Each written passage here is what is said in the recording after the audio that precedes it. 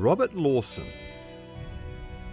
the carpenter's son from rural Fifeshire, who became a gifted architect and created many of southern New Zealand's most iconic buildings.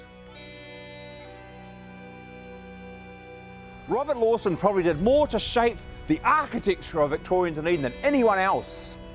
His major constructions such as First Church, Knox Church, the municipal chambers, Otago Boys High School and Larnach Castle all remain right to the present as icons of the city. And it was in fact the project to build a grand new First Church that first brought the architect to Dunedin, having won a competition to design it from his Melbourne base in 1861. He brought to the process a thorough grounding in the best of Scottish architecture, gained from his training in architectural offices in Perth and Edinburgh, and from being surrounded by those cities' incredible buildings and streetscapes. But Robert began his life in the country, in Fife, here in the small village of Grange of Lindores. His father James was a carpenter and sawmiller, one of those rural tradesmen who prospered from the modernisation of Scottish agriculture at that time. This created a booming demand for new farm buildings and houses to meet the needs of a radically reconfigured countryside. It also stimulated the development of rural villages, where tradesmen like Robert's father could benefit from the demand to achieve considerable prosperity. James Lawson also inherited property, such that by the time Robert was born in 1833, the fourth of his 6 children, the family lived very comfortably, and his father employed a number of men in his workshop.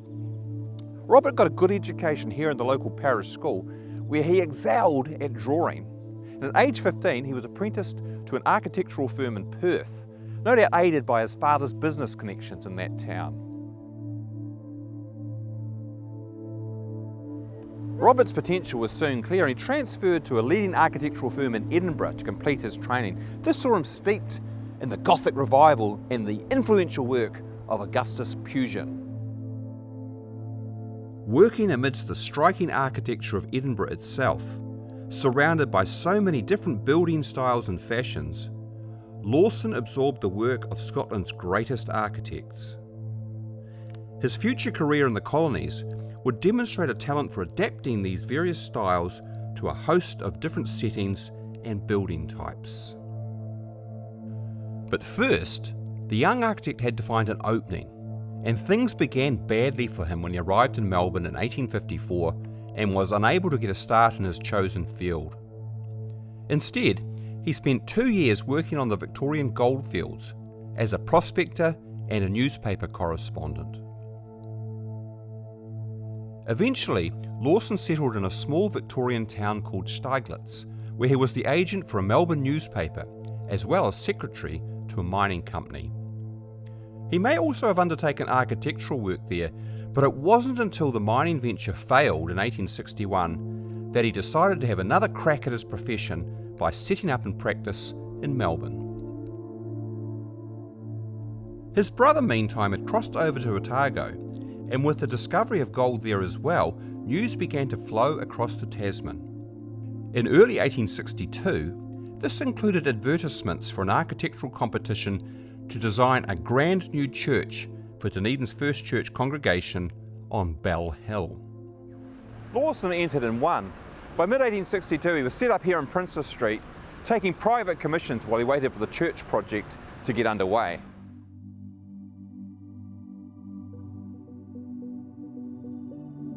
There would in fact be a substantial delay in that project after the City Council decided to lower Bell Hill, the site for the proposed church, and use the demolished material to reclaim land from the harbour. This was a massive undertaking that would take 13 years to complete and completely transform central Dunedin. It also delayed Lawson's work on First Church by 5 years, but this did not stop him securing a host of other contracts for a diverse range of public and private buildings. Dunedin was in the middle of a gold-fueled building boom, and a young and talented architect like Robert Lawson had a unique opportunity to stamp his mark on the emerging city. He was also a devout Presbyterian who played a full part in the life of the church and in the wider city. In 1864, he married Jessie Hepburn and they were to have 4 children together. Over the next 40 years, Lawson designed a host of commercial, public and domestic buildings, but his primary output was the design of churches. He is thought to have designed over 40 churches in Otago, Southland and South Canterbury, including the major Dunedin Presbyterian ones, First and Knox Church, which reflect the Gothic revival and the influence of Pujan from his formative years in Scotland.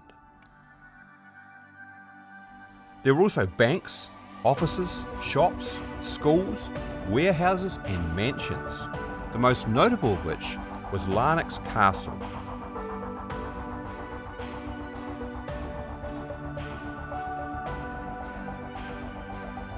When he designed the Seacliff Lunatic Asylum, built here between 1879 and 1884, it was to be New Zealand's largest building. Unfortunately, the ground here was geologically unstable, and even before the building was finished, these structural deficiencies emerged dramatically.